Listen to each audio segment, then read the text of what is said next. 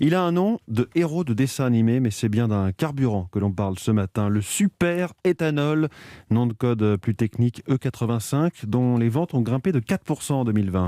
Alors c'est encore loin du diesel ou de l'essence, mais sa part de marché a doublé en un an. L'argument est écologique, mais aussi économique, Aurélien Fleureau, puisque le litre coûte 2 fois moins cher que l'essence. Oui, avec 66 centimes d'euros le litre, Laurent n'a pas eu besoin de sortir sa calculatrice très longtemps pour s'assurer que la pose d'un boîtier de conversion pour 1200 euros serait très rapidement avantageuse. Je fais autour de 2 pleins par mois au samplon 95, donc ça coûte environ 170 euros. Et là maintenant, je fais 2 pleins toujours à l'éthanol et ça me coûte 85 euros par mois. Je peux assez facilement mettre du samplon 95 pour tenir quelques centaines de kilomètres jusqu'à trouver une station qui vend de l'éthanol. Donc c'est assez facile d'en trouver. Les stations qui distribuent du super éthanol ont augmenté de 32% en un an.